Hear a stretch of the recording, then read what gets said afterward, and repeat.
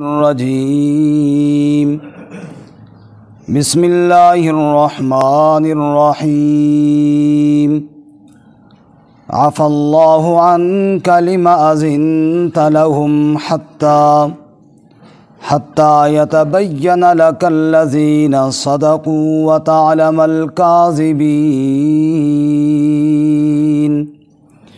سبحان ربك رب العزة عما يصفون وسلام على المرسلين والحمد لله رب العالمين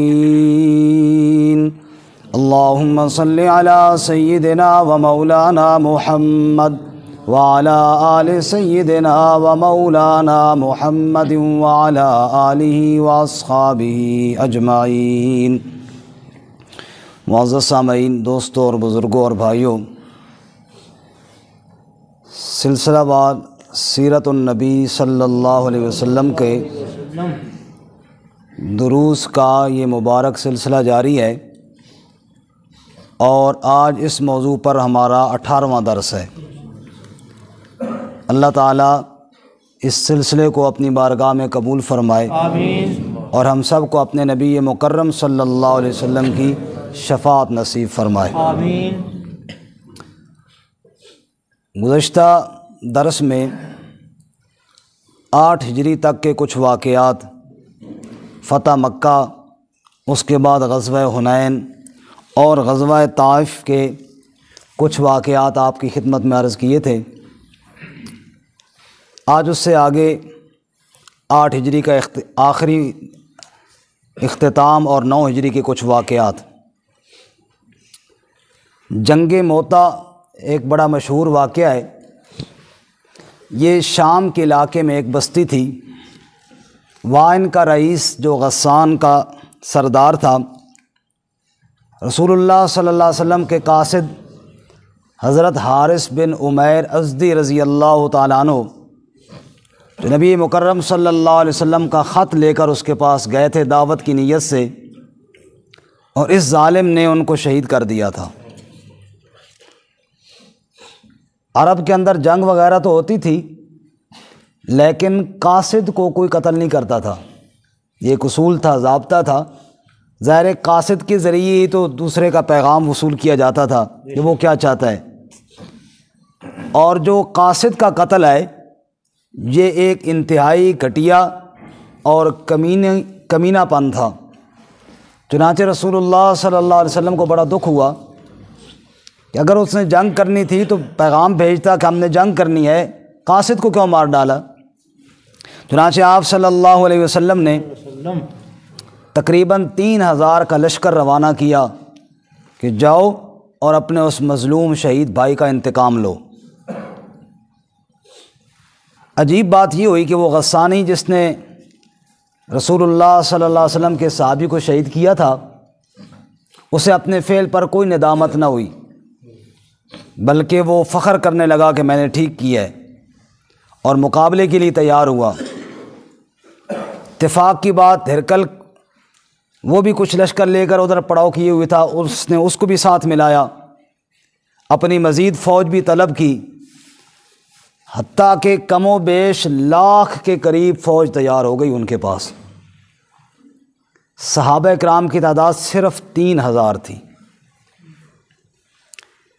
لیکن عجیب قدرت نے پھر نظارہ دیکھا، آسمان نے عجیب نظارہ دیکھا کہ یہ 3000 پھر ڈرے نہیں، یہ 3000 میدان چھوڑ کر بھاگے نہیں، بلکہ اپنے سے اتنے کئی گنا بڑا لشکر کے ساتھ ٹکرا گئے۔ اور اسی جنگ میں رسول اللہ صلی اللہ علیہ وسلم کے پروردہ حضرت سیدنا زید بن حارث رضی اللہ تعالیٰ عنہ، جنہوں نے غلاموں میں پہلے ایمان قبول کیا تھا، وہ بھی اسی جنگ میں شہید ہو گئے۔ حضرت سیدنا علی المرتضیٰ رضی اللہ تعالیٰ عنہ کے بڑے بھائی حضرت سیدنا جعفر رضی اللہ تعالیٰ عنہ، جن کو جعفر طیار بھی کہتے ہیں، وہ بھی 90 زخم کھانے کے بعد شہید ہوئے۔ 90 زخم ان کے بدن پر لگے اور وہ بھی شہید ہو گئے۔ بزرگ صحابی حضرت عبداللہ بن رواحہ رضی اللہ تعالیٰ عنہ، جن کا ابھی کچھ دن پہلے میں نے آپ کو سنایا تھا، عمرۃ القضاء کے موقع پر اللہ کے رسول صلی اللہ علیہ وسلم کی سواری کے آگے آگے جا کر شعر پڑھتے ہوئے جا رہے تھے، وہ بھی اسی جنگ میں شہید ہوئے۔ حالات یہ تھے کہ اتنا بڑا لشکر اور یہ 3000 مقابلے میں ڈٹے ہوئی ہیں۔ ان کے بعد حضرت خالد بن ولید رضی اللہ تعالیٰ عنہ وہ سپہ سالار بنے اس لشکر کے، تو انہوں نے لشکر کی ترتیب آگے پیچھے کی، کوئی فوجی ادھر کیے، کوئی ساتھی ادھر کیے، تو دشمن نے یہ سمجھا کہ شاید کوئی اور کمک آ گئی ہے، پیچھے سے نئے بندے آ گئے ہیں، اور پھر ایسے ٹکرائے کہ عجیب نظارہ دیکھا دنیا نے۔ اسی دن 9 تلواریں حضرت خالد کے ہاتھ میں ٹوٹیں اور صفوں کو چیرتے چیرتے 1,00,000 کے لشکر کو بھاگنے پر مجبور کر دیا، اور یہ مسلمان کامران اور کامیاب ہو کر واپس پلٹے۔ رسول اللہ صلی اللہ علیہ وسلم نے اسی جنگ کے بعد حضرت خالد کو سیف الاسلام کا لقب دیا تھا کہ اسلام کی تلوار۔ خیر، شام سے ایک قافلہ آیا جس نے رسول اللہ صلی اللہ علیہ وسلم کو اطلاع دی کہ قیصر جو شاہ روم ہے وہ مسلمانوں کے خلاف لشکر تیار کر رہا ہے، اور اس نے یہ پروگرام بنا لیا ہے کہ مدینہ پر حملہ کرے گا۔ رسول اللہ صلی اللہ علیہ وسلم نے فرمایا اس سے پہلے کہ وہ آئے اور ہمارے اوپر حملہ کرے، ہم کیوں نہ باہر نکل کر میدان میں اس کا مقابلہ کریں۔ اس غزوے کا نام ہے جی غزوہ تبوک، بڑا اہم غزوہ ہے۔ قرآن کریم میں سورۃ التوبہ 10ویں پارے میں بھی اس کا کافی تفصیل سے ذکر ہے، اگر وہ سارا بیان کرو تو ممکن نہیں ہے اس وقت میں۔ غزوہ تبوک، اس کا نام جیش العسرہ بھی ہے کہ تنگ دستی والا لشکر۔ حالت یہ تھی کہ مدینہ منورہ میں فصلیں تیار تھی کھجور کی، اور بالکل کھجور اتارنے کے دن تھے۔ ہمارے ہاں زمیندار لوگ کہتے ہیں کہ جب گندم کی کٹائی کے دن ہو نا، تو اس وقت زمینداروں کا ایک مقولہ مشہور ہے کہ آج کل تو زمیندارہ موت دا بھی ٹائم نہیں۔ ایک مقولہ ہے ان کا، مطلب یہ ہے کہ اتنے مصروف ہیں کہ ان دنوں میں اور کوئی کام ہم نہیں کر سکتے۔ بالکل یہی پوزیشن تھی مدینہ منورہ میں، فصل بالکل تیار ہے، کھجوریں اتارنے کا موقع ہے۔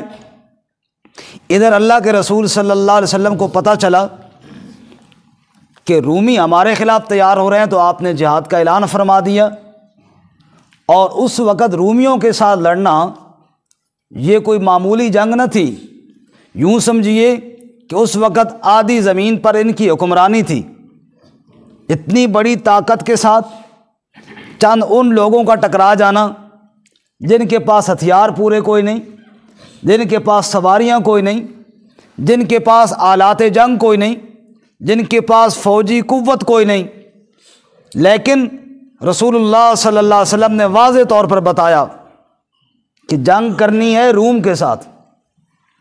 اور حالات یہ ہیں کہ مالی طور پر بھی بڑے ہم کمزور ہیں۔ یہی وہ موقع تھا جب رسول اللہ صلی اللہ علیہ وسلم نے کھلے عام چندے کی اپیل فرمائی، اور آپ نے فرمایا ہر بندہ اپنا اپنا حصہ لے کر آئے تاکہ اس مارکے میں اس کا بھی حصہ پڑے۔ اور یہی وہ وقت تھا جب حضرت عمر بن خطاب رضی اللہ تعالیٰ عنہ نے کہا کہ میں نے سوچا تھا کہ اس دفعہ ابو بکر سے میں نمبر لے جاؤں گا۔ دوستوں کو دوستوں کے حالات پتہ ہوتے ہیں۔ حضرت عمر کو پتہ تھا کہ ابو بکر کے مالی حالات ذرا پتلے ہیں، کمزور ہیں، ظاہر بات ہے ان کے پاس مال ہے ہی کوئی نہ، میرے حالات ان کی بنسبت بہتر ہیں تو میرا مال بڑھ جائے گا اس دفعہ۔ چنانچہ حضرت عمر فرماتے ہیں میں گھر گیا اور گھر میں جتنا سامان تھا اس کو 2 حصوں میں تقسیم کیا، آدھا گھر والوں کے لیے چھوڑا اور آدھا چادر کے اندر بند کیا، گٹھڑی اٹھائی اور رسول اللہ صلی اللہ علیہ وسلم کے پاس لے آیا۔ اور اپنے ذہن پر یہ پورا میرے سوار تھی بات کہ ابو بکر سے اس دفعہ میرا نمبر آگے نکل جائے گا۔ کہنے لگے تھوڑی دیر ہوئی، ابو بکر صدیق رضی اللہ تعالیٰ عنہ تھوڑا سا سامان چادر کے اندر باندھا ہوا وہ بھی لے کر آئے۔ حضرت عمر فرماتے ہیں جب میں نے ابو بکر صدیق کے سامان کو دیکھا تو میرے دل نے اور تسلی دی کہ بات ٹھیک ہے، سامان ابو بکر کے پاس تھوڑا ہی ہے، تیرا سامان زیادہ ہے، تیرا نمبر آگے نکل جائے گا۔ لیکن عمر کہتے ہیں میں حیران ہوا کہ جب اللہ کے رسول صلی اللہ علیہ وسلم نے سوال کیا تو سوال ایسا کیا کہ میں پھر پیچھے رہ گیا، ابو بکر آگے نکل گئے۔ اللہ کے نبی نے یہ نہیں پوچھا کہ کیا لے کر آئے ہو، آپ نے پوچھا عمر گھر والوں کے لیے کیا چھوڑا؟ میں نے کہا جی آدھا مال گھر چھوڑ آیا ہوں۔ ابو بکر آئے تو آپ نے پوچھا ابو بکر آپ نے گھر والوں کے لیے کیا چھوڑا؟ کہ یا رسول اللہ دیوار پر لگی ہوئی سوئی بھی نہیں چھوڑی، جب آپ نے حکم دیا یہی پونجی تھی جو لا کر آپ کے قدموں میں نچھاور کر دی ہے، سارا سامان لے کر آیا ہوں۔ تو حضرت عمر فاروق رضی اللہ تعالیٰ عنہ کہتے ہیں میرے دل نے گواہی دی کہ ابو بکر کو تو نہیں پہنچ سکتا رضی اللہ تعالی۔ اسی موقع پر منافقین نے طنز بھی کیا تھا، جن لوگوں نے زیادہ مال دیا نا، جیسے حضرت عثمان رضی اللہ تعالیٰ عنہ، حضرت عبد الرحمن بن عوف رضی اللہ تعالیٰ عنہ، جو زیادہ مالدار تھے انہوں نے کھلا مال دیا، ان پر طنز کیا کہ دیکھو جی بڑے ریاکار ہیں، نعوذ باللہ، یہ دکھلاوے کے لیے دے رہے ہیں جی۔ اور حضرت ابو عقیل انصاری رضی اللہ تعالیٰ عنہ جو ایک غریب انسان تھے، انہوں نے 2 سیر کھجوریں لائی اور آ کر بتایا کہ یا رسول اللہ صلی اللہ علیہ وسلم حالات یہ تھے کہ کھانے کے لیے گھر میں کچھ بھی نہیں تھا، بچے بھوکے، بیوی بھوکی، خود فاقے سے، ادھر آپ نے حکم دیا کہ لاؤ بھائی اپنا اپنا حصہ سب لے کر آؤ۔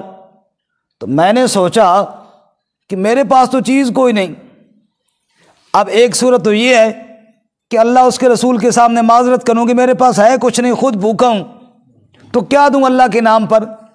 دوسری صورت یہ ہے کہ جاؤں مزدوری کروں، کچھ نہ کچھ تو مل جائے گا۔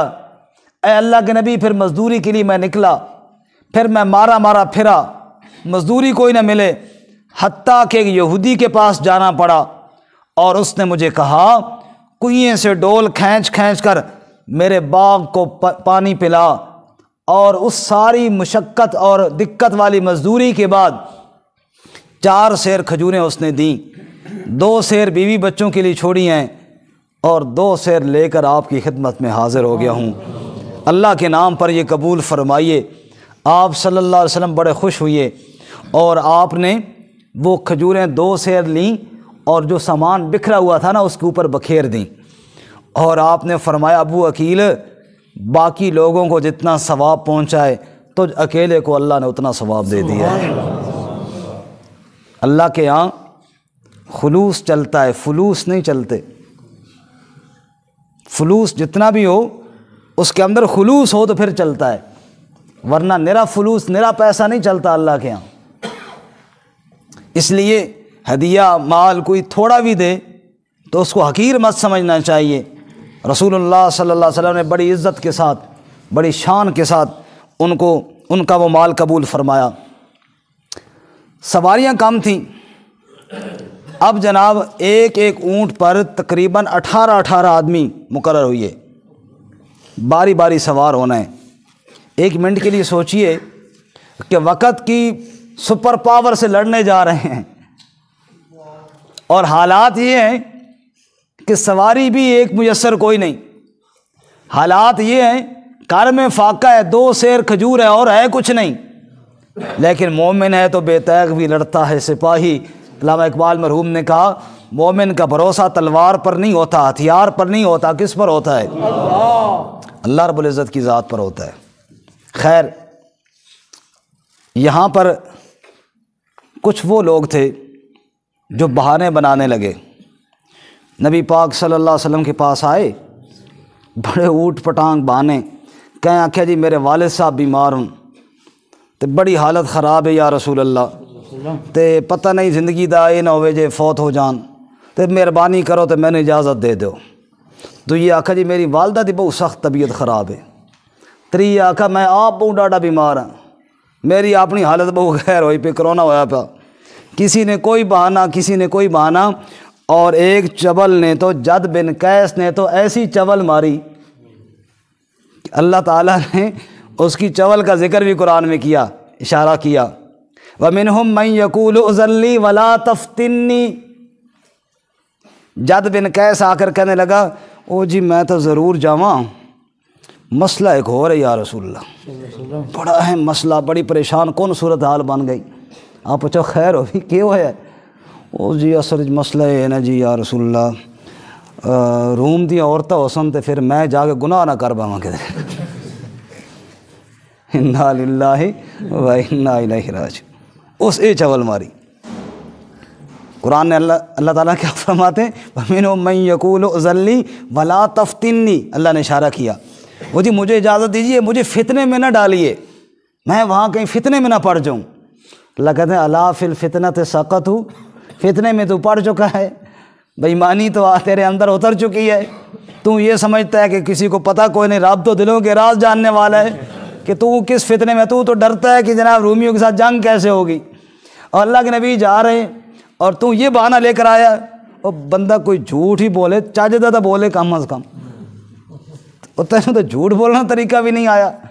خیر منافقین نے یہ اس طرح کے بہانے بنائے۔ نبی پاک صلی اللہ علیہ وسلم کے پاس جو آگا بہانہ بناتا میرا یہ مسئلہ، فرماتا ٹھیک ہے نہ جاؤ جی، بیمار ہیں ٹھیک ہے آرام کر، تیرے گھر والے بیمار ہوں ٹھیک ہے تم آرام کر، تینوں یہ خطرہ ہے جڑا تو دسے ٹھیک ہے تم ہی نہ جا، جو اجازت مانگتا آپ اجازت دیتے جاتے، ٹھیک ہے۔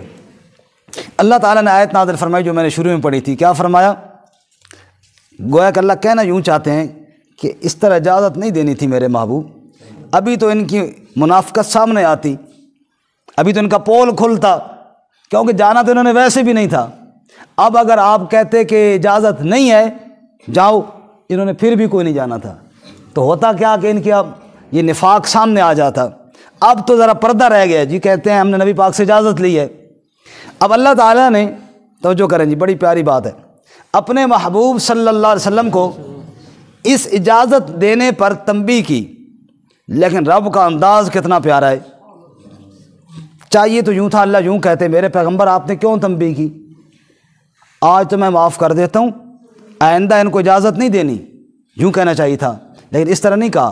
قرآن کے الفاظ سنیے، کیا فرمایا؟ عفا اللہ عنک لما اذنت لہم، عفا اللہ عنک، میں اللہ نے تجھے معاف تو کر دیا میرے محبوب صلی اللہ علیہ وسلم، لما اذنت لہم، ان کو اجازت دی کیوں ہے؟ یہ اجازت کیوں دی ہے اللہ نے بعد میں کہا۔ عفا اللہ عنک، معافی کا ذکر اللہ نے پہلے کیا، کہو سبحان اللہ۔ یہ کتنا پیار ہے اللہ کو اپنے محبوب صلی اللہ علیہ وسلم۔ یہاں پر کچھ وہ صحابہ کرام بھی تھے جو آئے، یا رسول اللہ صلی اللہ علیہ وسلم ہم حاضر ہیں، مال کوئی نہیں ہمارے پاس، تلوار بھی کوئی نہیں، پیسہ ٹکا کچھ بھی کوئی نہیں، سواری بھی کوئی نہیں، اونٹ بھی کوئی نہیں، گھوڑا بھی کوئی نہیں، ہم حاضر ہیں، جہاں آپ چاہیں ہمیں لے جائیں۔ اللہ تعالیٰ نے قرآن میں فرمایا لیس علی الضعفاء ولا علی المرضى ولا علی الذین لا یجدون ما ينفقون حرج، فرمایا کمزوروں پر، ضعیفوں پر، محتاجوں پر کوئی حرج نہیں، جو بیمار تھے سچ مچ کے ان پر بھی کوئی حرج نہیں، ولا علی الذین اذا ما آتوک لتحملہم، ان لوگوں پر بھی کوئی حرج نہیں جو آپ کے پاس آئے تاکہ آپ انہیں سواری دیں، قلت لا اجد ما احملکم علیہ، اور آپ نے جواب میں کہہ دیا میرے پاس بھی سواری کوئی نہیں جس پر تمہیں سوار کروں، لہذا چلو تمہیں اجازت ہے گھر رہ جاؤ۔ تولوا وأعینہم تفیض من الدم حزنا الا یجدوا ما ينفقون، وہ واپس تو پلٹے لیکن زار و قطار روتے ہوئے واپس پلٹے۔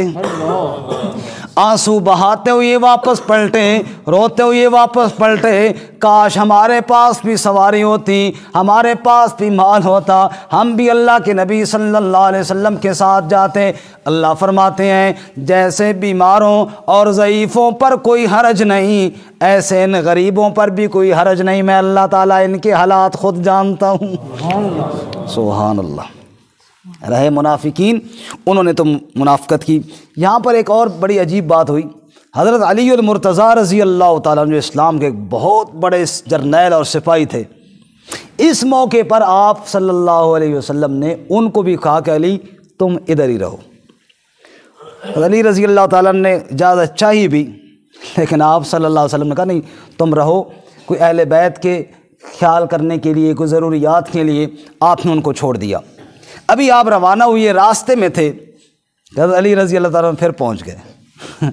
आपने फरमाया अली तुझे मैंने छोड़ा था, तुम फिर क्यों आए हो? कि या रसूलल्लाह उधर देखता हूँ मदीना में मुनाफिक पीछे रह गए, तो मुझे शर्म आती है कि मैं अली मुनाफिकों के साथ पीछे रहूँ।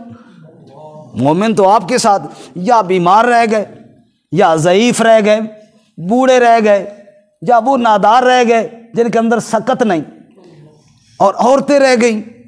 तो अली हो और माजूरों के साथ रहे, अली हो और नादारों के साथ रहे, और अली हो और वहाँ हो जहाँ औरतें हो, ये कैसे मुमकिन है? या रसूलल्लाह मुझे आई शर्म, तो फिर मैंने कहा नहीं मैं चलता हूँ, फिर जाके ट्राई मारता हूँ, नबी पाक से इजाज़त लेता हूँ। अल्लाह के नबी मुझे इजाज़त दे दीजिए ना। आप सल्लल्लाहु अलैहि वसल्लम ने एक तारीख़ी जुमला फरमाया हज़रत अली की शान में। आपने फरमाया अला तरज़ा अन तकून मिन्नी बिमंज़िलत हारून में मूसा। अली क्यों परेशान होते हो? क्या तुम इस तरह राज़ी नहीं हो कि जिस तरह मूसा अलैहिस्सलातु वस्सलाम तूर पर गए थे तो अपने भाई हारून को पीछे छोड़ कर गए थे? ज़ोर से कहो सुभान अल्लाह। अली तुम राज़ी नहीं हो इस बात पर कि तेरा दर्जा, तेरी शान वो हो कि जैसे मूसा अलैहिस्सलाम गए थे तूर पर और पीछे अपने भाई हारून अलैहिस्सलाम को छोड़कर गए थे, मैं जा रहा हूँ तबूक पर और इस मौके पर अपने भाई अली को मदीना में छोड़ के जा रहा हूँ। अब हारून अलैहिस्सलाम भी अल्लाह के नबी थे, मूसा अलैहिस्सलाम भी अल्लाह के नबी थे, इसलिए अल्लाह के नबी सल्लल्लाहु अलैहि वसल्लम ने साथ ये बात ज़रूर फरमाई, हाँ इल्ला अन्नहु ला नबिय्य बादी, फ़र्क सिर्फ इतना है मेरे बाद नबी कोई नहीं। शायद कोई अली को नबी ना कहना शुरू कर दे, इतनी बात याद रखो, मेरे बाद नबी कोई नहीं, मैं अल्लाह का आखिरी नबी हूँ। बाकी शान तुम्हारी वही है जो हारून अलैहिस्सलातु वस्सलाम और मूसा अलैहिस्सलातु वस्सलाम की शान थी। सुभान अल्लाह। हज़रत अली फिर वापस, या रसूल अब मुतमईन हो गए हूँ, अब कोई बात नहीं है। हज़रत अली रज़ी अल्लाह ताला अन्हु वापस तशरीफ़ ले गए।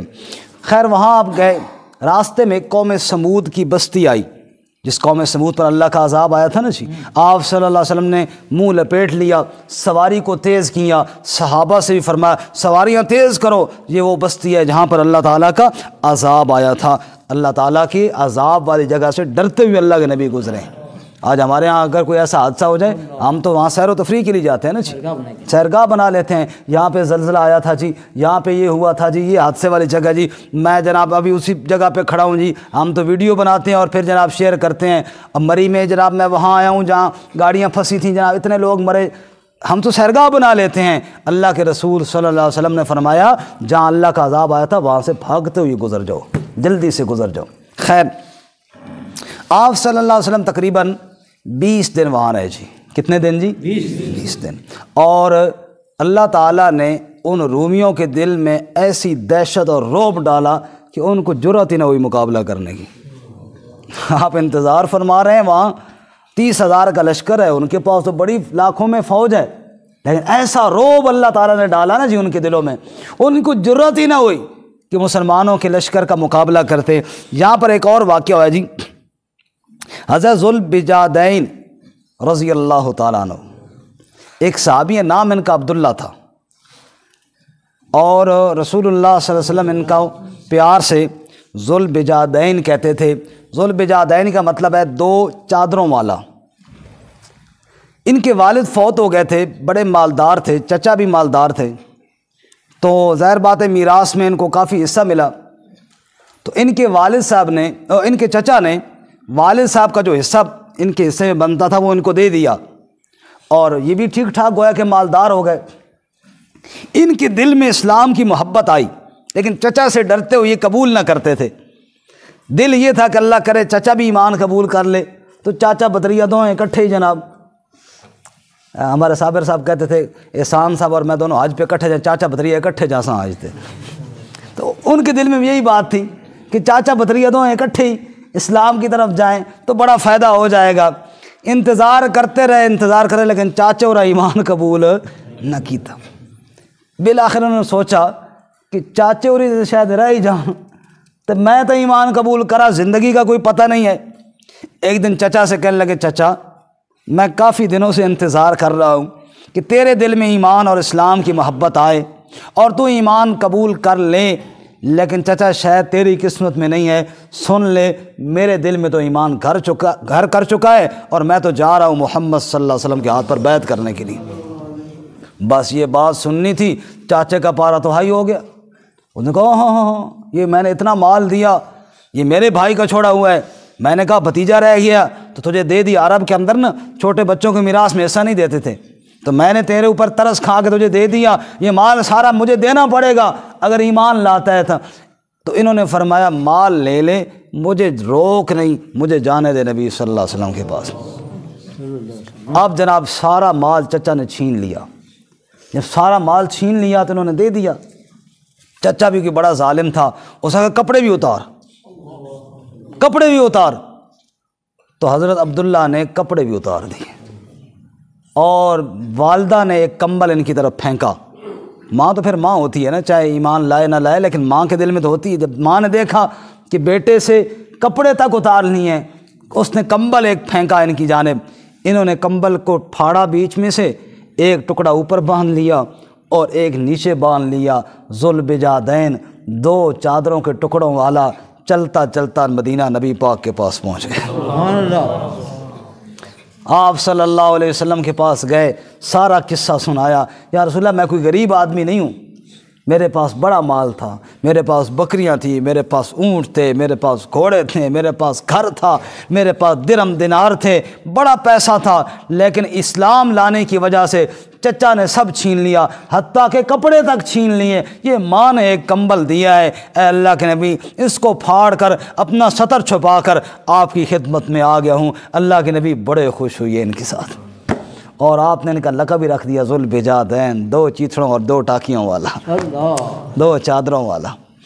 ایک دفعہ انسان تھے نا، صحابہ کرام سے غلطیاں بھی ہو جاتی تھیں۔ ایک دفعہ کچھ غلطی ہوئی، حضرت عمر رضی اللہ تعالیٰ عنہ نے کوئی سخت جملہ ان کو کہا، تو نبی صلی اللہ علیہ وسلم فرمایا نہ عمر اس کو کچھ نہ کہے، یہ اللہ اس کے رسول کی محبت میں سب کچھ چھوڑ کے آیا ہوا ہے، اس کو کچھ نہ کہنا، یہ اللہ اس کے رسول کی محبت میں سب کچھ چھوڑ کر آیا ہوا ہے۔ تو حضرت ذوالبجادین رضی اللہ تعالیٰ عنہ کی وہاں تبوک میں وفات ہو گئی۔ تبوک کے سفر میں ان کا ذکر اس طرح ہوا کہ ان کی وہاں وفات ہوئی۔ ایک دفعہ نبی صلی اللہ علیہ وسلم سے کہنے لگے یا رسول اللہ دعا کرو کہ میں بھی اللہ کے راستے میں شہید ہو جاؤں۔ تو اللہ تعالیٰ کے نبی نے دعا کی یا اللہ اس کی حفاظت فرما، آگے سے بھی، پیچھے سے بھی، دائیں سے بھی، بائیں سے بھی، ہر جانب سے، اے اللہ کسی دشمن کا ہاتھ اس تک نہ پہنچنے دینا۔ یا رسول اللہ میں نے تو شہادت کی دعا کہی تھی، آپ نے میری حفاظت کی دعا کی ہے۔ فرمایا ذوالبجادین تو پریشان نہ ہو عبداللہ، تو اللہ کے راستے میں اللہ تجھے موت دیں گے، اللہ تجھے شہداء کا درجہ بھی عطا فرمائیں گے۔ اب اس عظیم سفر میں اللہ کے نبی صلی اللہ علیہ وسلم کے ساتھ ان کی وفات ہوئی، اور عجیب منظر تھا، رات کی تاریکی میں دفن کیے گئے، اور حضرت بلال رضی اللہ تعالیٰ کے ہاتھ میں لالٹین تھی، بتی تھی، اور اللہ کے نبی صلی اللہ علیہ وسلم خود قبر میں اترے ان کی۔ یہ چند صحابہ کو اعزاز حاصل ہے کہ جن کی قبر میں خود اللہ کے نبی صلی اللہ علیہ وسلم اترے، ان میں ایک یہ حضرت عبداللہ بھی ہیں۔ آپ ان کی قبر میں اترے اور آپ کے آنسو بہہ رہے تھے۔ وہ منظر یاد تھا کہ کس طرح اسلام کی خاطر یہ سب کچھ چھوڑ کر آیا، اور قبر میں آپ نے ان کو رکھا، اور وہیں قبر کے اندر کھڑے کھڑے اللہ کے نبی صلی اللہ علیہ وسلم نے دعا فرمائی یا اللہ اس عبداللہ سے میں راضی ہوں، تو بھی اس سے راضی ہو جا۔ حضرت عبداللہ بن مسعود رضی اللہ تعالیٰ عنہ فرماتے ہیں مجھے کسی کی موت اور قبر پر رشک نہیں آیا جتنا اس عبداللہ کی موت پر رشک آیا ہے۔ جب اللہ کے نبی دعا کر رہے تھے نا قبر میں، میرا دل کرتا تھا کاش اس کی جگہ پہ میں ہوتا ہے اس قبر کے اندر، کیا یہ اچھی بات تھی، اللہ کے نبی صلی اللہ علیہ وسلم کی دعا مجھے نصیب ہو جاتی۔ سبحان اللہ۔ تو ان کی وفات بھی اسی سفر کے اندر ہوئی ہے، یہ وہاں پہ واقع ہوا۔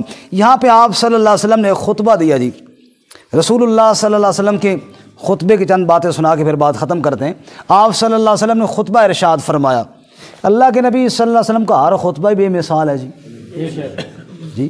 آپ جو منہ سے نکالتے موتی کیا بات ہے جی، موتی کہاں پہنچ سکتے ہیں میرے نبی کے ارشادات کو، وہی کے پھول جھڑتے تھے آپ کی زبان سے۔ آپ صلی اللہ علیہ وسلم نے جہاں پہ جو خطبہ جو ارشاد فرمایا، جو سیرت کی کتابوں میں لکھا ہے، میں نے تو پڑھا تو مجھے تو ایسے وجد طاری ہوا کہ ایمان تازہ ہو گیا۔ آپ حضرات بھی سنیں گے انشاءاللہ ایمان تازہ ہوگا۔ آپ وہاں کھڑے ہوئے اللہ کی حمد و ثنا کی، اور پھر فرمایا فَإِنَّ أَصْدَقَ الْحَدِيثِ کتاب اللہ۔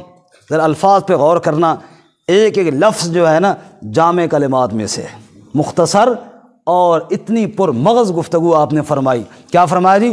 فَإِنَّ أَصْدَقَ الْحَدِيثِ کتاب اللہ۔ اللہ کی حمد و ثنا کے بعد لوگوں سنو ان اصدق الحدیث کتاب اللہ واوثق العرا کلمۃ التقوی وخیر الملل ملت ابراہیم وخیر السنن سنت محمد صلی اللہ واشرف الحدیث ذکر اللہ واحسن القصص ھذا القرآن وخیر الامور عوازمها وشر الامور محدثاتها واحسن الہدی ہدی الانبیاء واشرف الموت قتل الشہداء۔ سبحان اللہ۔ آپ نے فرمایا سنو دنیا والو، ان اصدق الحدیث کتاب اللہ، سب سے زیادہ سچی بات اگر دیکھنی ہو، اگر کسی بندے کے دل میں یہ بات ہو میں سب سے زیادہ سچی بات سنوں، اگر سب سے زیادہ سچی بات سننا چاہتے ہو تو کتاب اللہ، وہ اللہ کی کتاب ہے، اس سے بڑھ کر سچی بات تمہیں اور کہیں نہ ملے گی۔ لوگوں سنا کرو اللہ کی کتاب کو، پڑھا کرو اللہ کی کتاب کو، درس قرآن سنا کرو۔ اللہ کے نبی صلی اللہ علیہ وسلم نے فرمایا فَإِنَّ أَصْدَقَ الْحَدِيثِ کتاب اللہ، سب سے زیادہ سچی بات کیا ہے؟ اللہ کی کتاب ہے۔ وَأَوْثَقَ الْعُرَا کلمۃ التقوی، سب سے مضبوط قلعہ، سب سے مضبوط کڑا، سب سے مضبوط چیز ہے تو وہ تقوی والا کلمہ ہے، اللہ کا ڈر ہے۔ اللہ کا تقوی اختیار کرو، اللہ کا ڈر اختیار کرو، اس سے زیادہ مضبوط پناہ والی اور کوئی چیز دنیا کے اندر نہیں ہے۔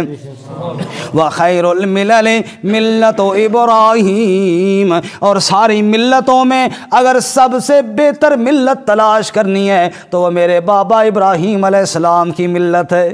ملت ابیکم ابراہیم وسماکم المسلمین، جس ملت نے تمہارا نام مسلمان رکھا ہے سب سے بہتر ملت ہے، تو ملت کون سی؟ ابراہیم علیہ السلام کی ہے۔ وخیر السنن سنت محمد صلی اللہ محبت سے بولو، وخیر السنن سنت محمد صلی اللہ علیہ وسلم، اور سنتوں اور طریقوں میں سب سے بہتر سنت اور طریقہ کس کا؟ حضرت محمد صلی اللہ علیہ وسلم کا۔ سارے جہان کے طریقے وہ قربان ہو سکتے ہیں محمد مصطفیٰ صلی اللہ علیہ وآلہ وسلم کے طریقے پر، محمد صلی اللہ علیہ وسلم کے سنت کے مقابلے میں ساری کائنات کے طریقے فیل ہے، اور سب سے برتر طریقہ کس کا ہے؟ محمد مصطفیٰ صلی اللہ علیہ وسلم۔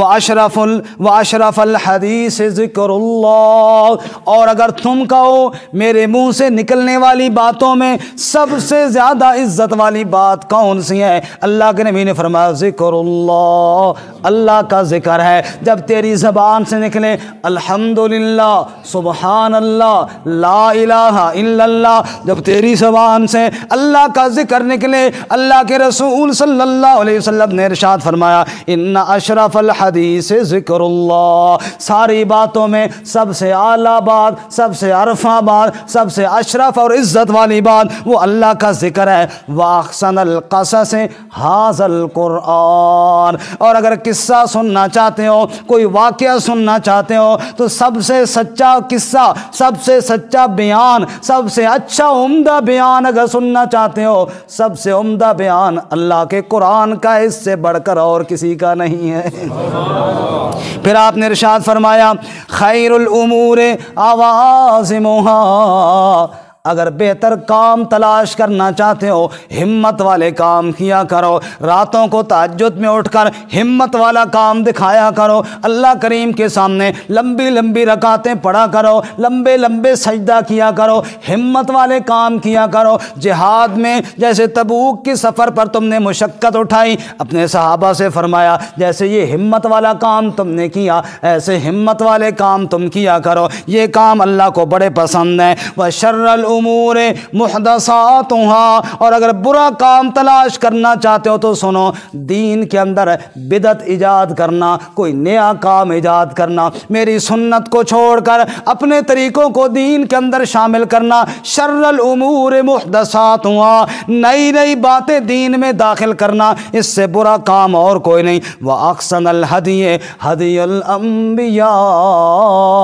اور اگر رہنمائی دیکھنا ہے تو سب سے عمدہ رہنمائی وہی ہے جو اللہ کے نبی کر کے گئے ہیں، نبیوں کا راستہ، انبیاء کا بتایا ہوا راستہ۔ احسن الہدی، سب سے بہتر راستہ ہے۔ او ہدایت کے متلاشیوں، اگر ہدایت کی راہ پر چلنا چاہتے ہو اللہ کے نبیوں کے راستے پر چلو، اس سے بڑھ کر اور سیدھا راستہ ہدایت والا کوئی نہیں ہوگا۔ وَأَشْرَفُ الْمَوْتِ قَتْلُ الشُّهَدَاءِ، اور اگر اچھی موت چاہتے ہو اللہ کے راستے میں شہید ہونے سے بڑھ کر اور اچھی موت کوئی نہ ہوگی، اچھی موت اس سے بڑھ کر اور۔ اللہ کے نبی نے خطبہ ارشاد فرمایا، صاحب آش کر اٹھے، ایمان تازے ہو گئے، یا رسول اللہ ہم تو پہلے ہی بڑے جذبے کے ساتھ نکلے تھے، اب جناب انتظار کر رہے ہیں، رومی کوئی نہیں مقابلے کے اندر آئے۔ 20 دن کے بعد آپ نے فرمایا واپس پلٹیے۔ اللہ کے نبی شان و شوکت کے ساتھ مدینے کی طرف واپس پلٹ رہے تھے۔ آخری بات، مدینہ میں آئے، مدینہ کی بچیاں، چھوٹے بچے باہر نکل آئے، پتہ چل گیا اللہ کے رسول صلی اللہ علیہ وسلم واپس آ رہے ہیں بڑی عزت کے ساتھ اور بڑی کامیابی کے ساتھ۔ وہ کل جب ہجرت کے وقت آپ مدینہ آئے تھے، جو آپ کے استقبال میں شعر پڑھے تھے، انہی بچیوں نے پھر وہ شعر دہرایا اور کہنے لگے طلع البدر علینا من ثنیات الوداع وجب الشکر علینا ما دعا للہ داعی ایھا المبعوث فینا ایھا المبعوث فینا جئت بالامر المطاع طلع البدر علینا۔ دیکھو دنیا والوں، 14ویں کا چاند دوبارہ مدینہ کے اندر طلوع ہو گیا۔ وجب الشکر علینا ما دعا للہ داعی، اور اب کا شکر ادا کرو، اللہ کا داعی خیریت کے ساتھ واپس پلٹا کے آ گیا۔ ایھا المبعوث فینا جئت بالامر المطاع، اے آمنہ کے لال جو ہماری طرف رسول بن کر کے آیا ہے، جئت بالامر المطاع، آپ وہ حکم لے کر آئے ہیں، وہ شریعت لے کر آئے ہیں، وہ دین لے کر آئے ہیں جس کا بیان کرنا آپ پر لازم ہے اور اطاعت کرنا ہم پر لازم ہے۔ پھر آپ مدینہ داخل ہوئیے، یہاں پہ آگے واقعہ ہے، ذرا اس میں تفصیل ہے، وہ انشاءاللہ اگلے درس میں بیان کریں گے۔ منافقین نے بہانے بنائے، لیکن 3 مخلص صحابہ بھی تھے جو رہ گئے تھے، ان کا ذکر انشاءاللہ ہم اگلے درس میں پڑھیں گے۔ اللہ تعالیٰ عمل کی توفیق عطا فرمائے۔ وآخر دعوانا الحمدللہ رب